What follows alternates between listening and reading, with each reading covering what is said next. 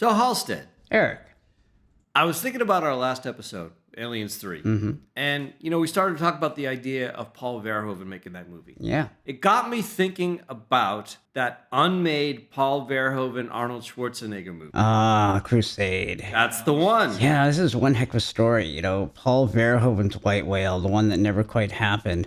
And it is just a tale that's got everything. We got like this Thunderdome battle between two huge Hollywood blockbusters set up by a indie studio that had quickly gone mainstream and did not have enough money to get both across the finish line. It's got the Catholic Church. It's got huge medieval battles in Jerusalem. It's got the fate of multiple A-list directors and actors in it. Yeah, this is a doozy. So just to catch you guys up, if you remember, Rennie Harlan effectively killed two Paul Verhoeven movies. So Verhoeven was working on Mistress of the Sea, that the lead actress was Gina Davis, who left to do Cutthroat Island with her husband, Rennie Harlan. And Cutthroat Island bankrupted Carolco. We're going to talk about the whole story of Carolco in a little bit, which then helped to kill Crusade. So yeah, let's dig into it. Could Crusade have saved one of the most influential studios of the 80s and 90s? What if instead of crashing and burning with showgirls, Verhoeven vaulted into the pantheon of great turn-of-the-century directors? So come with us on a what-if journey into the cinematic multiverse, where all prayers are answered, every blank check clears, and there is no development hell. Let's navigate the film strip less traveled. I'm Halstead. And I'm Eric. And this is The Inflection Cut.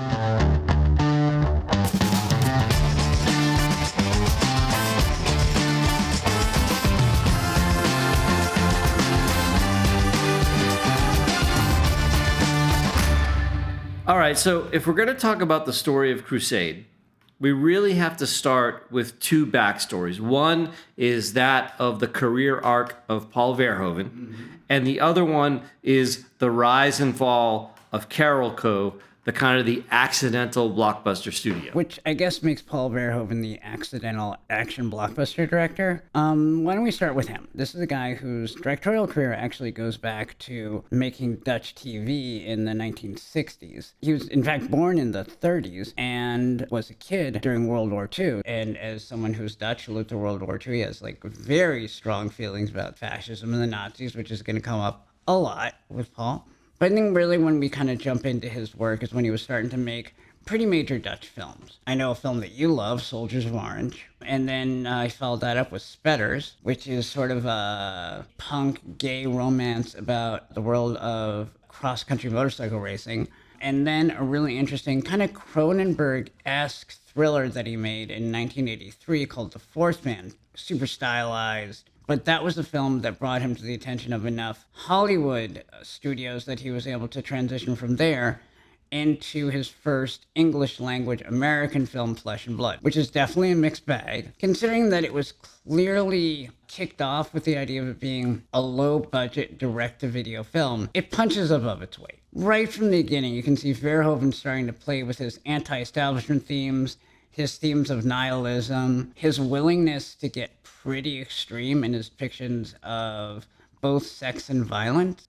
In the middle of like a pretty classic American sword and sorcery movie, it's got a serious group rape scene. And then the Black Plague happens. There's a couple scenes involving like the Black Plague, which are pretty tough to sit through. So I think when he made this movie, I think his intention was to de-romanticize the medieval period as it was reflected in movies. Yeah, that's the first thing. Definitely agree with that. The other thing is that one of the consistent themes outside of I hate Nazis and I hate the Catholic Church in Paul Verhoeven movies is that we humans are just primal animals who happen to speak and wear clothes. Yes, we are always as nice as we need to be and no nicer. And one of the characters in Flesh and Blood, they said from the first 5 minutes, is going to be sort of like the heroic archetype. He breaks bad real hard, real early, and stays there. Actually, I would argue every character in the first act more or less breaks bad, no matter what side of the line you think they're going to be on. Yeah, there's no good characters. No, there are this winners story. and losers, but that's about it. And I think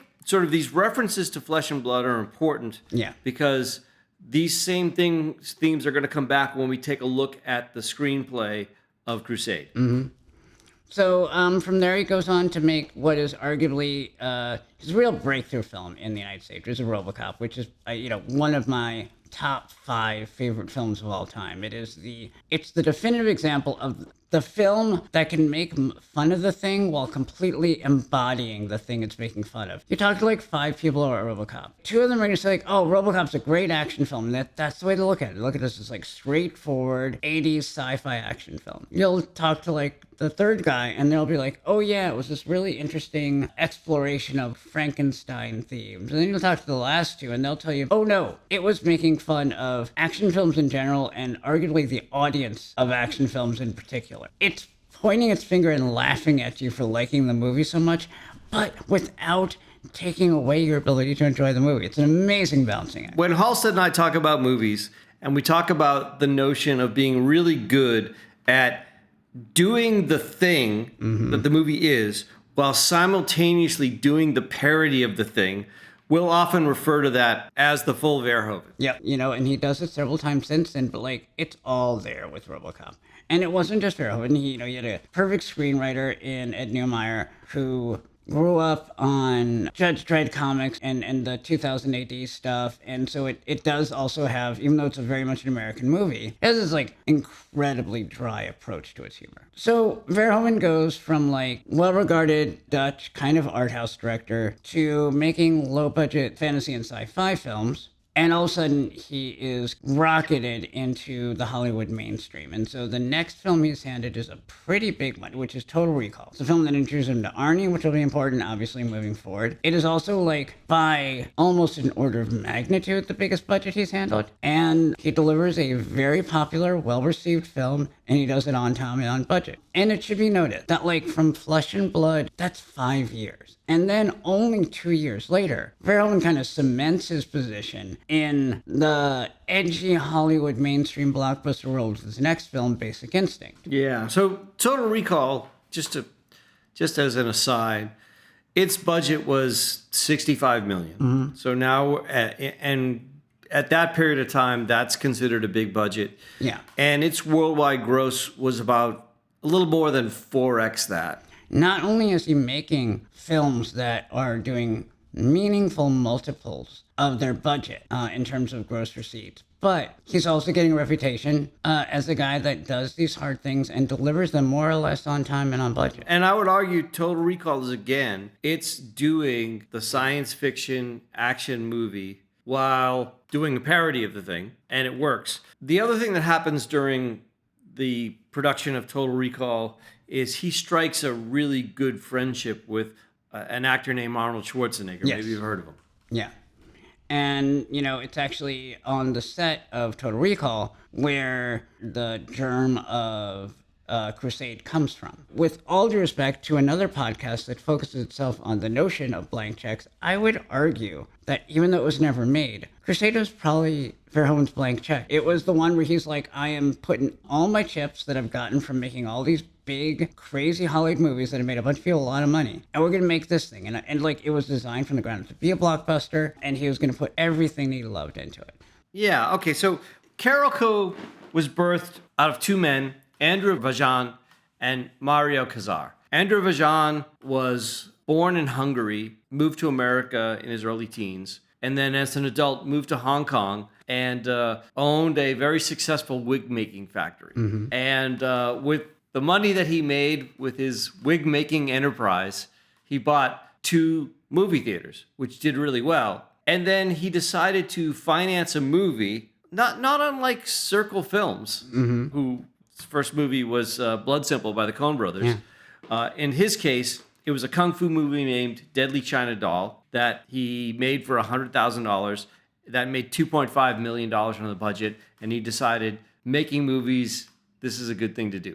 And then Mario Casar, who longer term has a longer tenure at Carolco, who was born in Beirut. He was the son of an independent movie producer. And when he was like 15 years old, he purchased the rights for a number of Italian and French films for Far East distribution and started making money. The 2 of them met at the Cannes Film Festival in 1975, and they formed Carolco in 1976. They actually bought the name Carolco from some defunct other company. The Carolco has no meaning to them. And really, they started off doing a bunch of like low budget, direct to video, Canadian produced movies. And they were solely focused on financing them. So they would finance these little movies and then they would make money. And this was kind of in the 70s.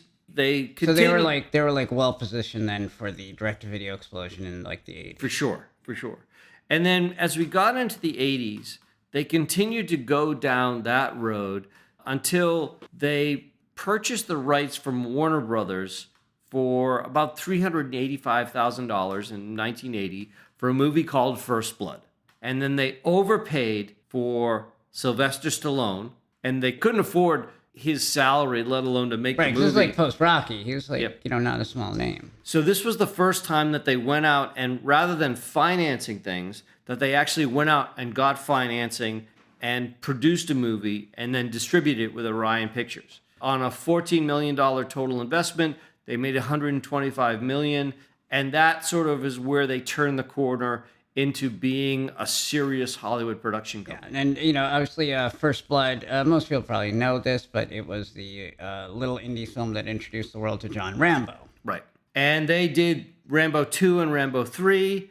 They also did Angel Heart. Number of other movies. They did They Live, which is a favorite of mine because I love John Carpenter. And as like the small studios go, oh my god, almost every like creative person that I loved, particularly genre creative that I loved in like the 80s and 90s, did something for Carolco. Yeah, for right? sure. Including ones that didn't necessarily appear early on. Like James Cameron was the original writer of Rambo 2, right? Like if Rambo 2 hadn't happened, he, might not have had Aliens. The way that they transitioned from like, frankly, direct-to-video schlock to like huge budget Hollywood films was like really organic. And like, they kept on kind of making bigger films, but also working with better and better creatives. And like they got to the point where they're making well-respected, big budget movies. After the Rambo movies, the box office financials were actually kind of modest, but they were good movies. But it wasn't until 1990, we get into the 90s, and that's when they make Total Recall with Paul Verhoeven and Arnold Schwarzenegger. And that does really well. 4 or 5x return on the production value, serious win for them. They do LA Story, which was pretty successful. They did The Doors with was that Oliver Stone? Yep, I'm very much Oliver Stone. Yeah, yes. I'm not the biggest Oliver Stone fan, I'll admit. Yeah, no, me either. But then in 1991, they ended up making Terminator 2 Judgment Day. And this was like an all chips in situation, right? Yeah, and so this is the movie that turns them from a serious Hollywood small studio to the real deal A-list Hollywood studio. At the time when $100 million budgets were basically unheard of, these little guys hand James Cameron $100 million and say, just deliver it to us by next summer. They went all in and they won the pot. Now, if I just back up a little bit, around in the late 80s, around 1989, Andrew Vajan kind of decides he doesn't really want to do the serious Hollywood studio business. He liked just financing small stuff, not a huge risk, but the payoff was enough. Pays for the Cokes, cars, and girls. Yeah. So he sells his share of Carolco for $100 million, which probably makes him actually the biggest winner in Carolco. And then Peter Hoffman, who goes on to have a very successful career, takes the role as president. And around this time, they also acquire the De Laurentiis Entertainment Group. And this is the period where their eyes start getting bigger than their stomach. Now, T2 was one of the most expensive films produced during that period at $100 million. It's funny how now we think, oh, $100 million, that's kind of cute. But back then that was... And everybody at the time thought it was hubris. The general expectation, which becomes from this point forward in Cameron's career, I'd argue, this is the one where he finally stubs his toe. And yet, box office gross was like $520 million. It was the third highest grossing film of all time at that time. And obviously it's had a lot of legs, both in terms of home video as well as the Terminator franchise. But as they start to decide that they're going big, they start overspending. they start like selling foreign rights and writing checks that they can't cash. And in 92, a little after Terminator 2, they have to do a serious corporate restructuring where they sell off ownership of the company to MGM, Canal Plus, Pioneer Japan, and RCS Media Group in order to get an infusion of $110 million of cash, which, I mean, you think about a company that just grossed a $520 million movie needing $110 million of cash, that seems a little off, right? It's a rough, yeah. I mean, clearly there was a financial house of cards there. And then, in addition to that, in order to start financing some of their other movies, they start selling off foreign distribution rights to TriStar. And this is really going to hurt them, right? That means that, especially with the big budgets they're playing with, their upside is suddenly severely limited. Yeah, so like if you look at when they did Cliffhanger, was a Sylvester Stallone movie that did really well. Yeah, it was a big hit. But they sold off so much of their share of Cliffhanger that they had such a small minority ownership by the time it ended up hitting the box office that they made barely nothing. This was followed by a merger with Vista in 93. Again, they're doing all of these hedge moves to the fact that they are overspending. And their big comeback is going to be on a big epic movie. And it's either going to be Rennie Harlin's Cutthroat Island or Paul Verhoeven and Arnold Schwarzenegger in Crusade. As far as both of those productions knew, they were greenlit. So Verhoeven and Schwarzenegger were greenlit on Crusade. They were told they were hired, they were working with writers, they were getting paid, and they were starting to build sets, as was Cutthroat Island. But it was very clear to Carol Code that they could not pay for both. So it sounds like well before either production knew that this might be a risk, they already had in their heads they were only gonna go to bat for one of them. Well, it was even worse than that. So they had made Showgirls, and then they made Stargate, Which was a pretty big hit. Yeah, and then of course launched a very successful TV franchise. The reason why it launched such a successful TV franchise is that Carol Co. sold off the rights to both Showgirls and Stargate to finance this next big epic movie. And both of them were kind of a fire sale, right? You know, one of the reasons that I think like Showtime was able to get a Canadian production of Stargate, the TV show, off the ground for very low money. Exactly. But if you look at it, like they are in such a difficult position. They've painted themselves financially into a corner that they are selling pieces of themselves off to finance their next movie. And this is the stage that's set as we begin to talk about what comes next. So, Eric, why don't we take a little break? Yeah, let's take a break, and we come back. We'll talk about the Crusade versus Cutthroat Island choice.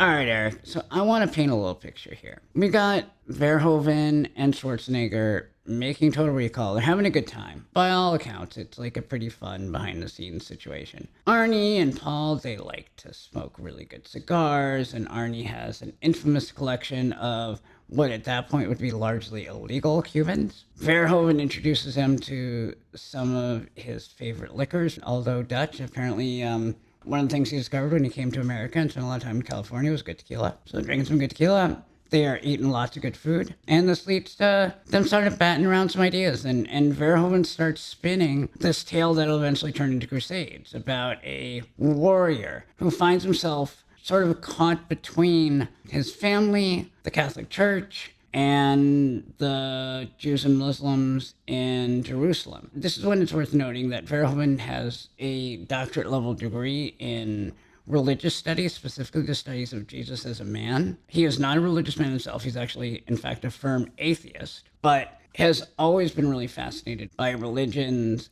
and the Catholic Church. Not a big fan, which comes across in the script. They're hanging out at Spago. Yep. They're knocking out tequila and, you know, meals and cigars.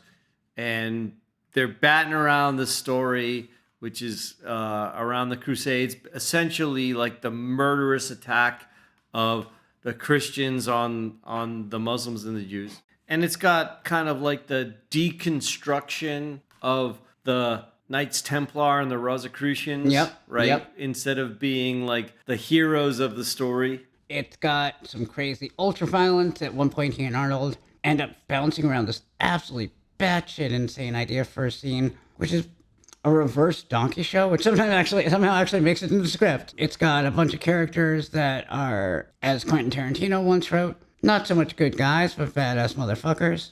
Within the first few minutes of the story, a gay orgy at a monastery. It's got everything that Verhoeven loves.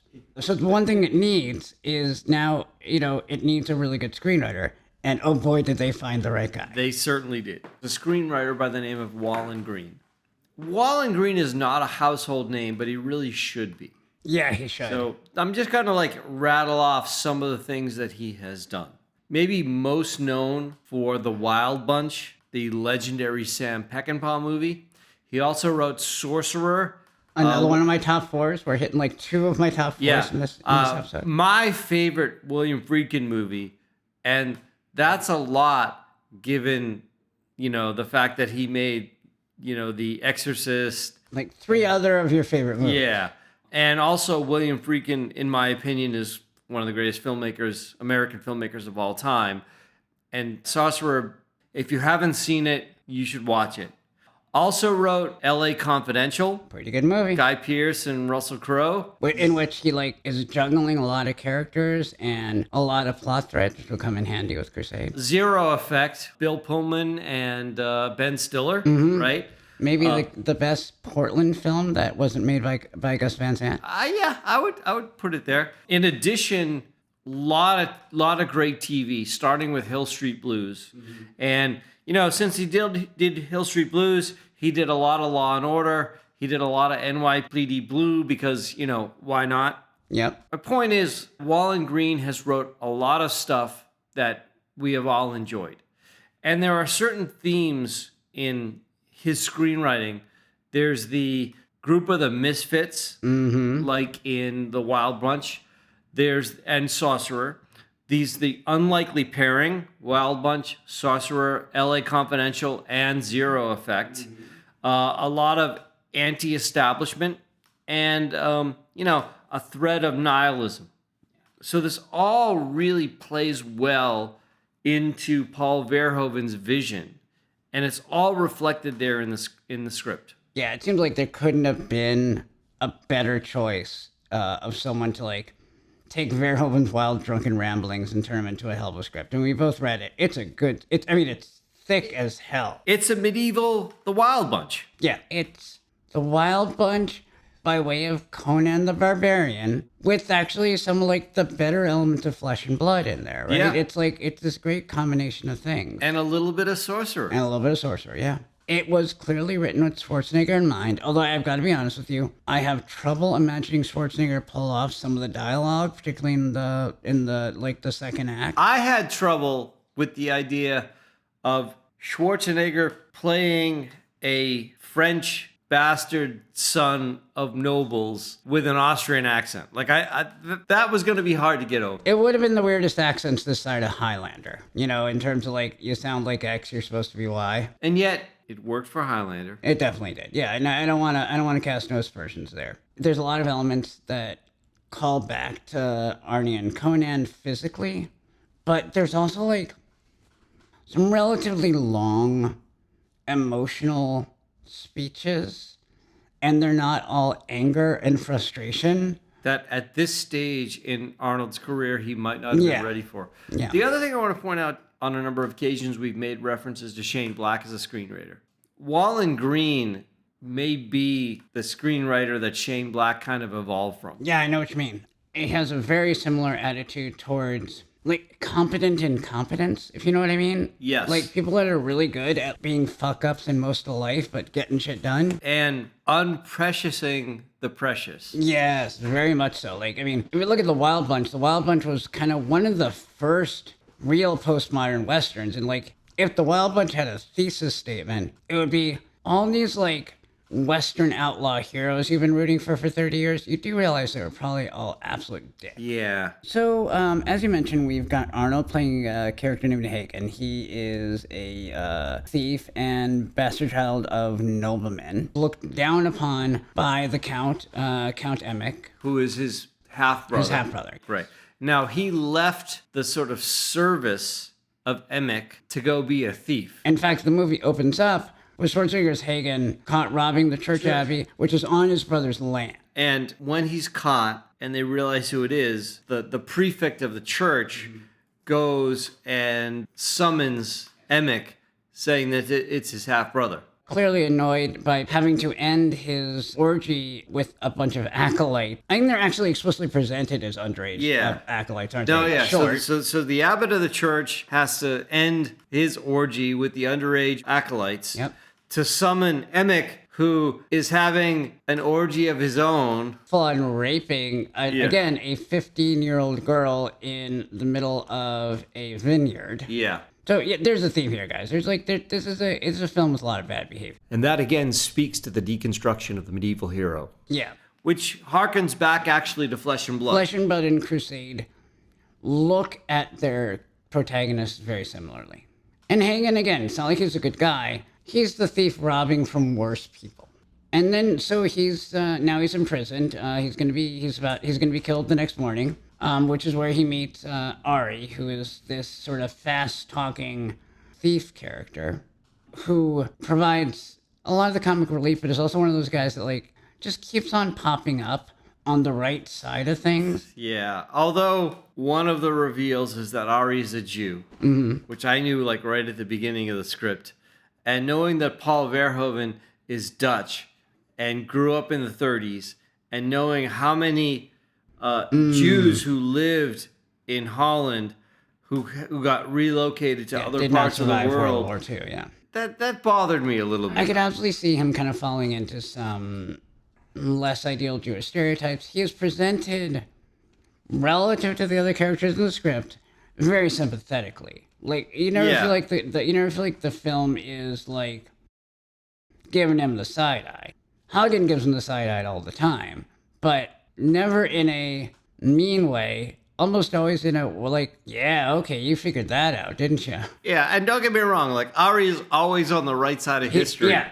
By the end of the film, Ari and Hagen have it worked for every faction in the script. Later on, when the fights are happening in Jerusalem, we're like 5 pages after they have gotten the red carpet treatment from this, like, sultan and his family. He's killing a bunch of Islamic warriors, theoretically, for the church. And then, within 10 pages later, he's killing the aforementioned warriors of the church. There is the Pope. The Pope is a named character. The Pope's got a lot of dialogue. Not a good guy. It is strongly suggested that the Crusades are not happening for noble purposes. And there's the one nobleman who is pure of purpose. Right. Though... And things don't go great for him. Well, though misinformed. Benedict? Benedict, yeah. Yeah, that's right. The other thing, like with Hagen and Ari, their story harkens back a little bit to The Good, the Bad, and the Ugly. Yeah, very much so. There's actually a real Good, the Bad, and the Ugly vibe leading into the final scenes of the movie. So, there are 2 scenes that I'm not sure would have made it in the movie. There's a scene where, as they are traveling to Jerusalem, they come across a caravan of Jews. And this is actually a really upsetting scene. Like, it's like one of the most genuinely upsetting scenes in the film. It's a wedding party. Hagen's half-brother, Count Emmett, decides that he wants to rape the Jewish bride.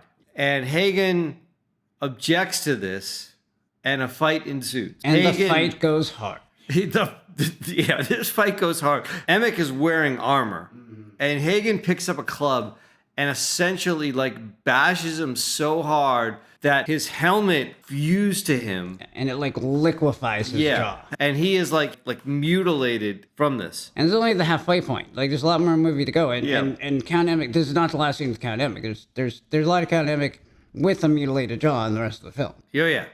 So, Emmett, to get back at him, pays some Muslim merchants to take them on a boat where they are going to be castrated. I think the quote is, "There are some things worse than death." And there are multiple members of the party. One of them does get castrated. At least on the page, it wants us to see the whole thing. That's the first scene.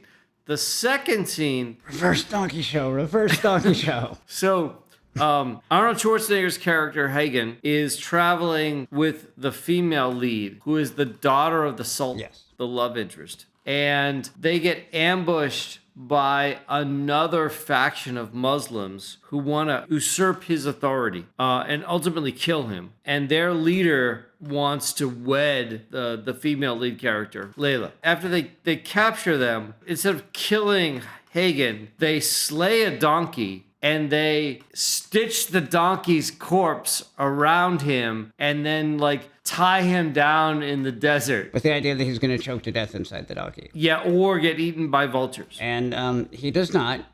I think the nicest thing that you could say is that he does escape the donkey, and he uses an out hole to do it, and it's not the mouth. I actually don't think that scene would have made it in the movie. I think they would have just tied him up in the desert. So here's what I think. I think that we would not have seen the money shots in a theatrical version of the film. I think Verhoeven would have fucking shot it. Oh, for sure. And I think that, there are two things that could have happened here. They could have shot the whole scene and just cut around it in a way that still at best is going to be a hard R, but we're in the era of mainstreaming body horror. Cronenberg's having a moment. There's an R-rated version of this, which again cuts out the most explicit stuff and saves something for the unrated DVD, which is going to sell like Blockbuster. But yes, the other possibility is they just shoot a version where they pin him down in the desert, slice his back up a little, assuming the vultures are coming, tie him down on his back, and you could do a little Prometheus moment there. Point being, there's some rough stuff in this script. And the action scenes, there are some very solid, Conan level action scenes. There is a third act, all-out battle between the Catholic Crusaders and the Muslim and Jewish inhabitants of Jerusalem, which, with the budget we were talking about, could have been a pretty huge sequence. As big as anything Ridley Scott did 10 years later in Kingdom of Heaven. It's a good script. It was a lot of fun. It read like a Paul Verhoeven wish list. Here's the money.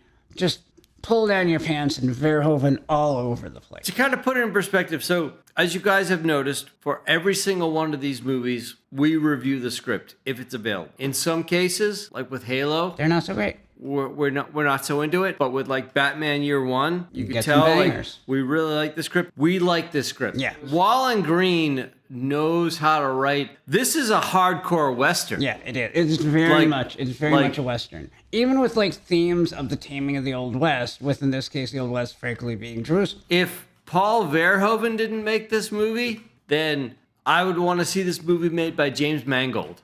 Yeah, Mangold would have been a really interesting choice. Even though it's the Crusades, it's still a hard-boiled Western. One of the things that we live by is that Mangold always makes Westerns. He often makes Shane, but he always makes Westerns. Whether it is Ford versus Ferrari, Logan, or Copland, it's always a Western. So now we got Schwarzenegger and Verhoeven, and they've been greenlit by Carol Co. And if I'm Carol Co. and I'm kind of looking at this movie, a lot of reasons to back them. Between the two of them, they delivered half of our really big hits to date. I mean, they more or less bankrolled Verhoeven's Imperial period up to this point, right? And they've got Verhoeven and Schwarzenegger in Total Recall. And Verhoeven has delivered well on everything that he's done for them. So, Carol Co. cannot afford to make both Crusade and Cutthroat Island. Yeah. So they have to choose. And again, let's keep in mind, they know this, but nonetheless, they've greenlit both movies. Both movies are currently in pre-production at the same time. And so, in both cases, they've spent about $10 million on each movie in pre-production. So we spent a bunch of time talking about Crusade. Why don't you take a minute and talk about where Cutthroat Island was at that moment? Because it also had some pretty solid talent behind it.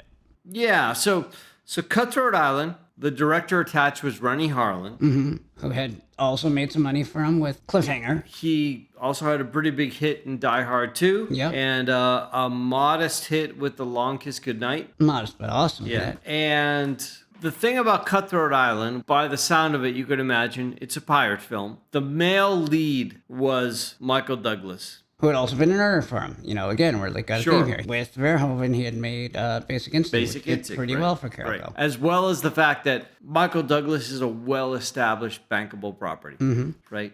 The female lead is Gina Davis. Very good actress. She's been doing pretty well for herself, and she just so happens to have an in. Being Rennie Harlin's wife. Yeah. The challenge, though, is that Michael Douglas backs out of Cutthroat Island. It could be argued that that was the point that they should have backed out of Cutthroat Island, but they stuck to their guns. I think now this would lead us to the meeting that decides their fate. So we've got Crusade on one side, Verhoeven and Schwarzenegger in their Imperial era. We also have Rennie Harlin, Gina Davis, maybe Michael Douglas, some real earners for Carolco with Cutthroat Island.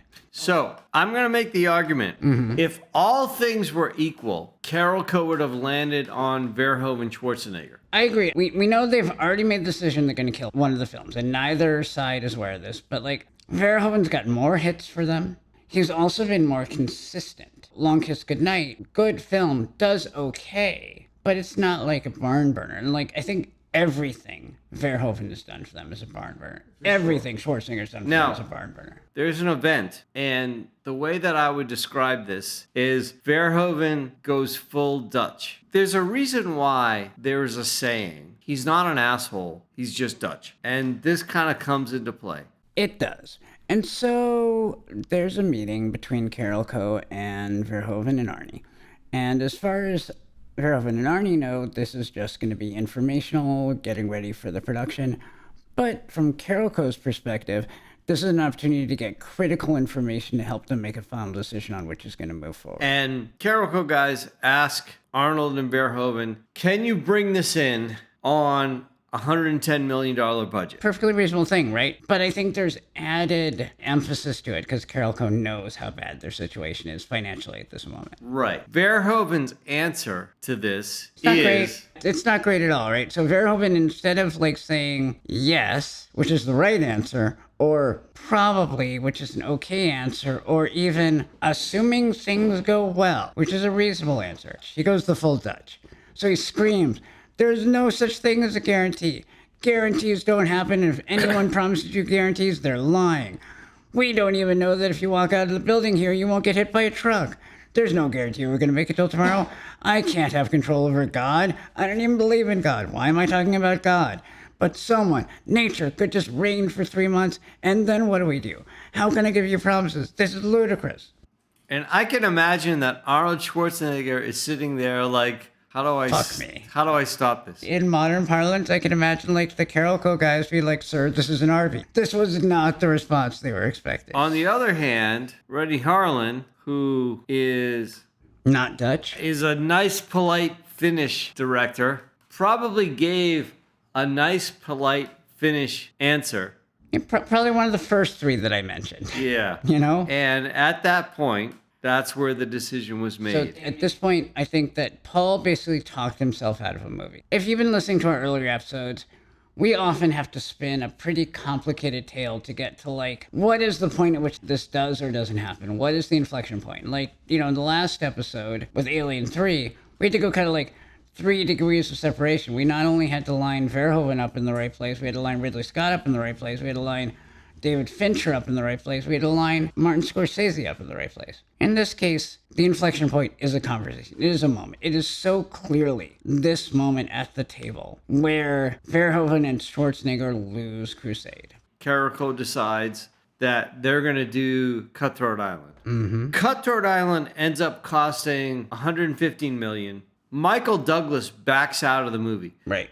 Because they still did not have a solid script. They were building sets and they were getting ready to go before there was a script in place. As opposed to our boy Mr. Green, who had delivered a killer script that was very well thought out and ready to go. Now, you had Rennie Harlin and Gina Davis, and you had a little bit of a gift of the Magi thing going on there, where Rennie Harlin was saying, well, I got to stay in on this because my wife is attached to it. And Gina Davis saying, well, I got to stay on this because my husband is directing it. So if I can just say for a moment, if you ever watch any Shakespeare romantic comedy and your first thought is like, man, this whole thing could have been solved. This whole thing is so unrealistic. It could have been solved with two people just talking to each other. Eric and I want you to know, this is a clear example of a real world situation where tens of millions of dollars could be spared if just this married couple had talked to each other. Tens of millions. We're hundreds. Well, 100 million. Yeah, over 100 million. Michael Douglas gets replaced with Matthew Modine. A choice, if you think about the kind of characters Michael Douglas plays, and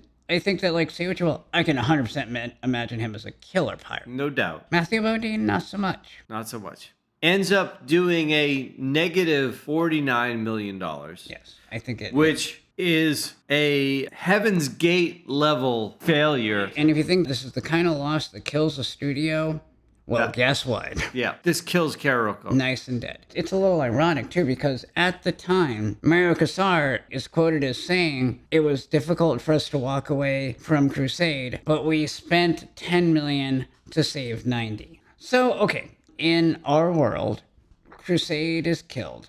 Cutthroat Island happens. Cutthroat Island is released. Cutthroat Island dies, which kills Karoko. Right.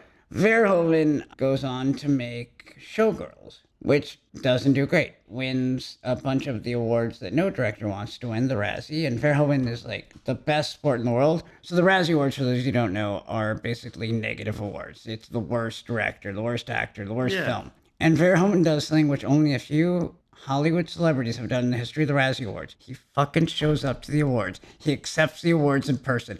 And if for nothing else, I love him for that. And he generally seemed to be in a good mood about it. And afterwards, when he's asked, like, why did you seem to be so happy picking up these Razzies for Showgirls? He's like, did you read the reviews? This is the most fun thing that's happened to me this year. And then goes on to make Starship Troopers, which, although I love, it doesn't do great. Doesn't do terrible, but doesn't do great. And from there, the air kind of goes out of Verhoeven's tires. He makes one more Hollywood film after that, Hollow Man. And then he goes back to Europe. And, you know, since the late aughts, he has been making European films. Some very good ones, by the way. I highly recommend if people haven't seen them. Black Book, really good. Benedetta. Oh my God, so much fun. So he's made good stuff, but he's made European art house. But he's gone full circle. Yeah, he's now gone from back. being like the European Cronenberg, like a European Cronenberg guy to a U.S. blockbuster guy. Back to being the European, the Cronenberg guy. Now, it should be noted that Crusade doesn't completely die. Arnie spends the next decade actively trying to get it made. I think the last thing I read about Arnie actively trying to get the film relit was in like 08, 09, although he was arguably aging himself out of the role, and then it kind of dies in the vine. And I think that's kind of the last we hear about Crusade. Yeah, and it could be argued that Crusade sort of gets usurped or replaced by Kingdom of Heaven. Yeah, which is a very different movie, but shares a lot of the same theme. So let's take a break, and when we come back, let's talk about how this movie could have gotten made. All right, we'll be back in a moment.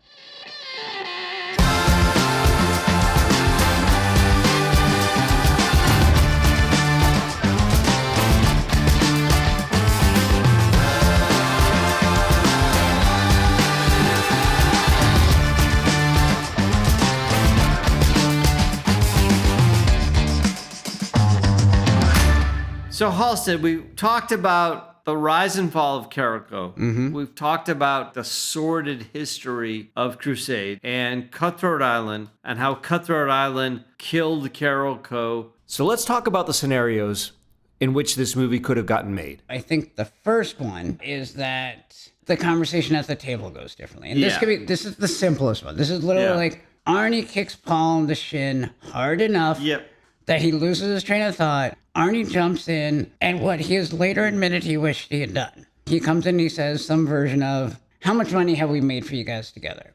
Right. I put my guarantee that if this needs to come in at 110, it'll come in at 110. And the funny thing is, after the rant that I read off earlier, it's not like Verhoeven is like a Cameron or a Fincher that does go over budget. Like, Verhoeven actually generally delivers on, but that's what's so weird about his rant. He's one of the guys that can do it. Yeah. He's just being Dutch. And if Arnold said, look, I'm putting my name on it. If I say it's coming in, it's coming in.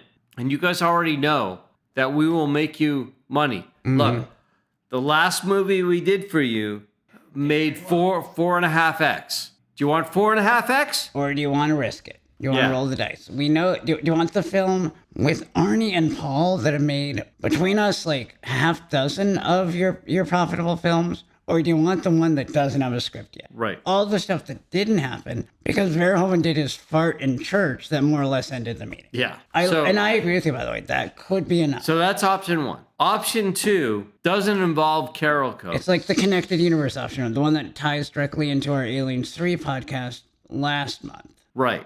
Verhoeven does Aliens 3. Carolco still folds because they do Cutthroat. But the Verhoeven's Aliens 3 does well enough that... And they want an Alien 4 with him. So they agree to do Crusade if he does Aliens 4. Yeah, because it's not like it's that big a risk. It's not like they're rolling the dice on a bunch of unknown. You know, it's not like David Lynch convincing a studio to do Blue Velvet after he does Dune. It's Arnie, right? It's Verhoeven.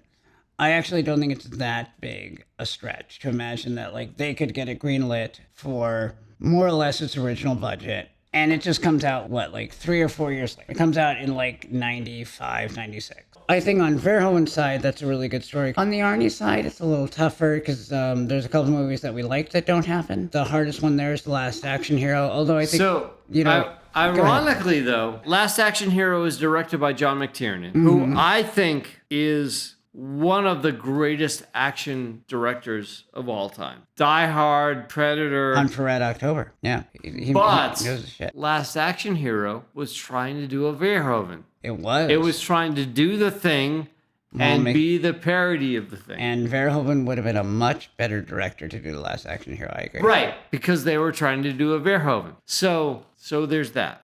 There's a third option you mentioned. The What's third that? option, and this is the one I actually think is the most realistic, is Arnold goes to Carolco and says, look, I know you're trying to decide what movie to put your money behind. If you go forward with Crusade, I will give you the next movie. And if you want that to be Terminator 3, it'll be Terminator 3. And the reason why I think this is the most realistic is because if you have Schwarzenegger attached to Terminator 3, Carolco, being in the state that they are now, could go ahead and they could sell the foreign rights for Schwarzenegger Terminator 3 for minimum $75 million. So I really like the 20th Century Fox version.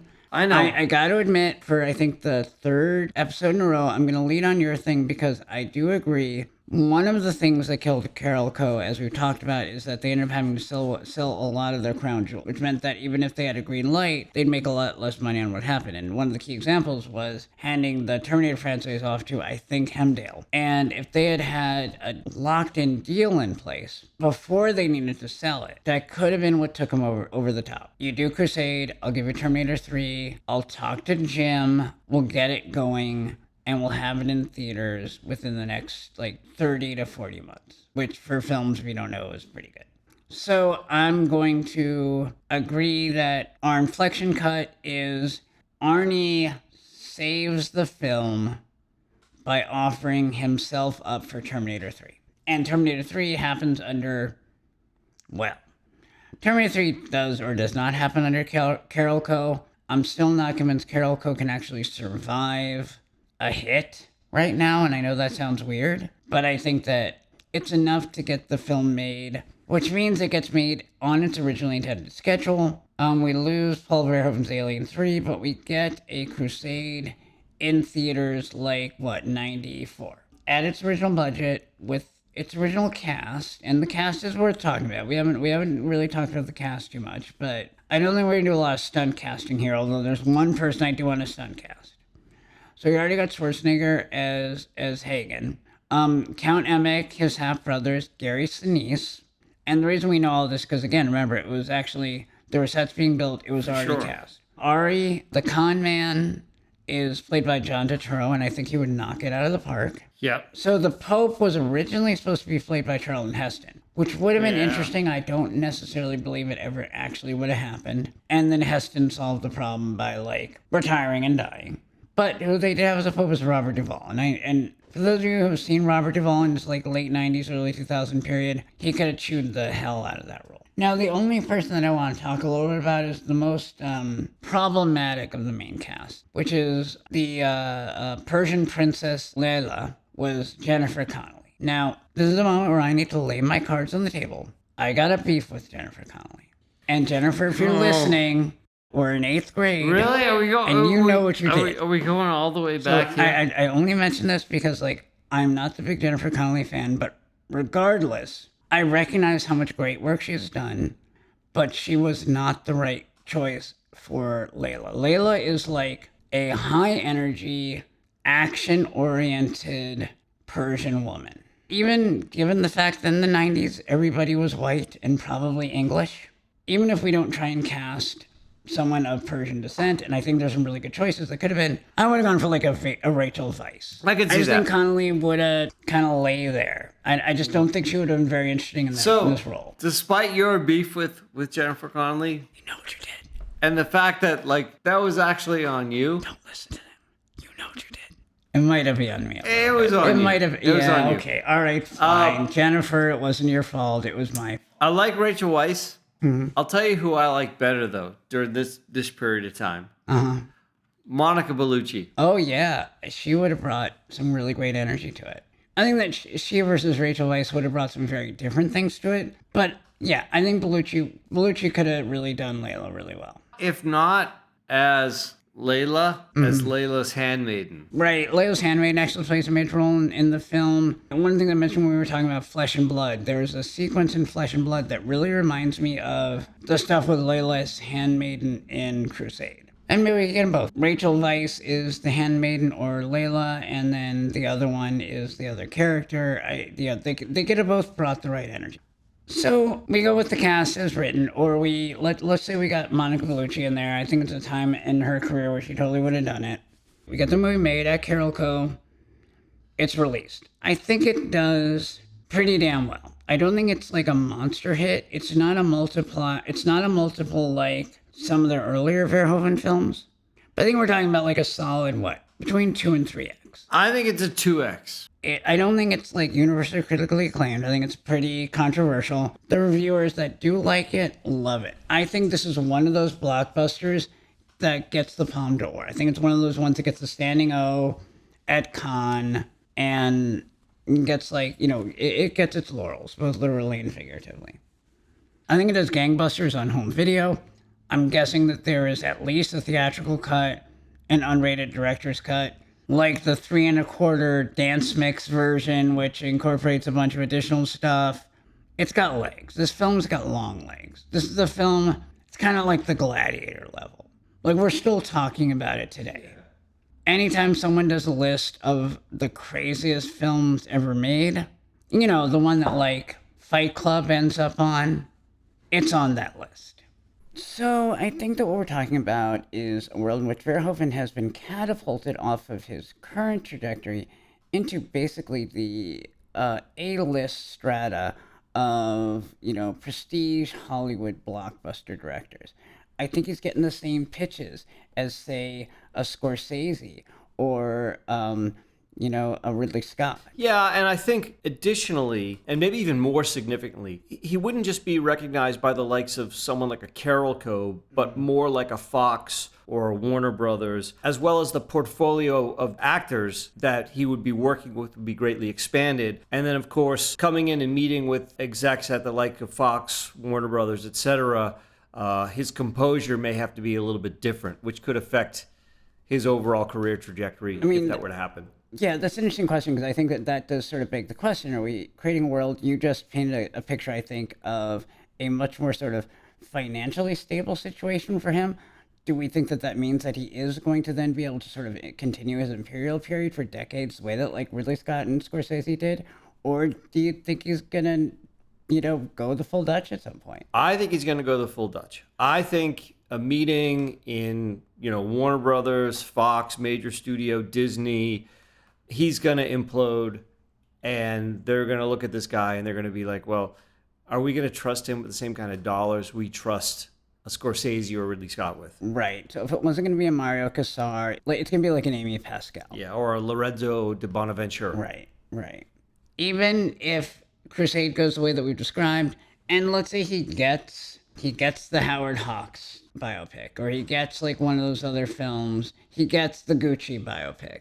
I just feel like at some point before the mid-aughts, he has knocked himself back onto the trajectory that he has in our universe. So we pitched a very rosy picture of the Alien franchise in the last episode. But there's also the possibility that Alien 4 is where Verhoeven goes to full Verhoeven. Where Verhoeven, like, I am making a sequel to a sequel of a sequel. I already made one. And here I am paying off the debt that I built up to make Crusade, which was my blank check. And I hate myself, and I hate this, and I hate everything about it. And I got this Joss Whedon script, which is like none of the great shit that I did with Ed Neumeyer, right? It's all quips, no satire.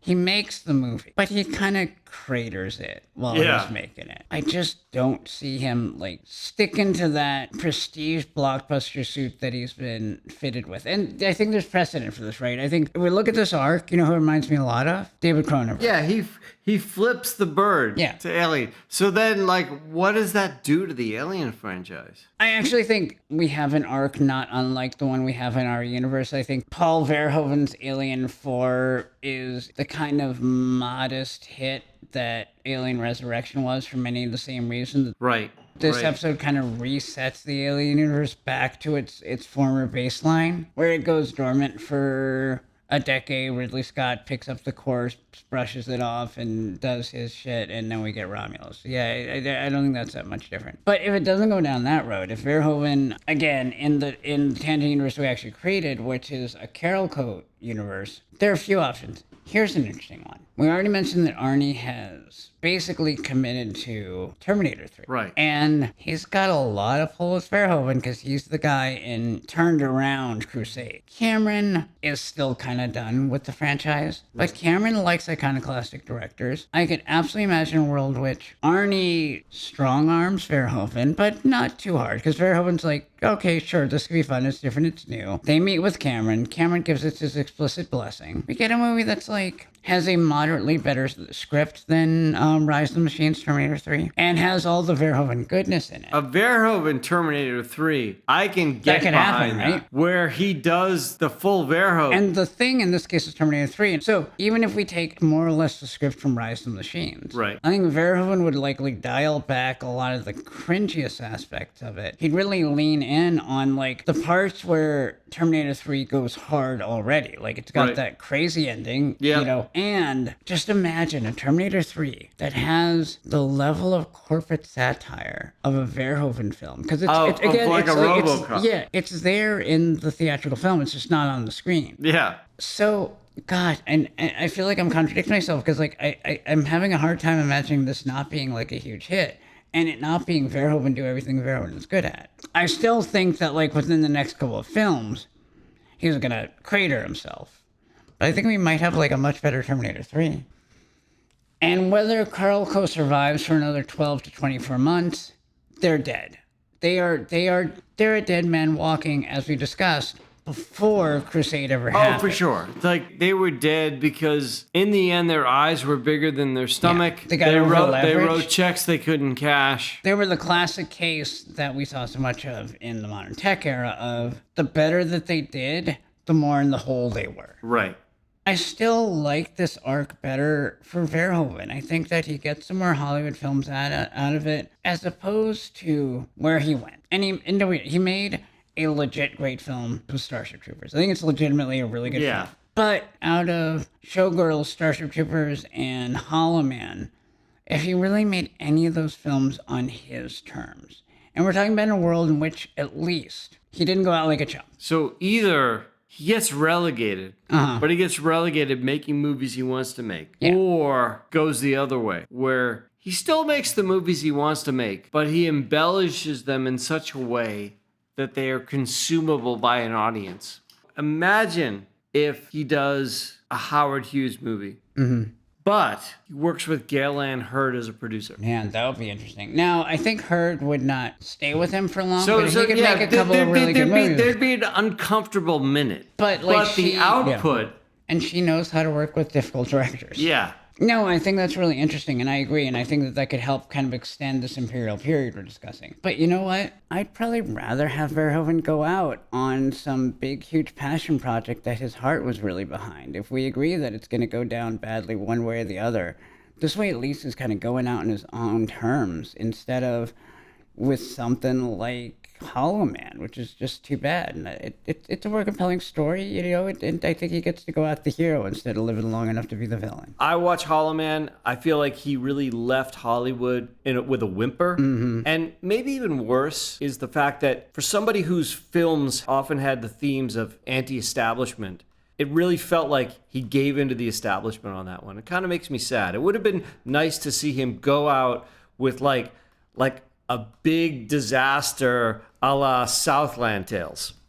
Although, we should remember, Paul Verhoeven is still making movies. Yeah, that's right. And I think that he would likely still have ended up making a lot of the great movies in Holland that he did. He's one top 10 movie on Netflix away from coming back to Hollywood. I think that that's a good place to put a bow on it. Yeah, if you guys have any comments or suggestions, questions, let us know. We'd love to hear from you. Yeah, we definitely would. All right. Thanks, Eric. Thanks, Halstead. A podcast like this grows and lives on feedback. Leave comments where you can. It really helps us if you subscribe. It really helps us if you like. It really helps us if you rate and review. All platforms are equal, but Apple Podcasts is more equal than others. We look forward to seeing you in the next one.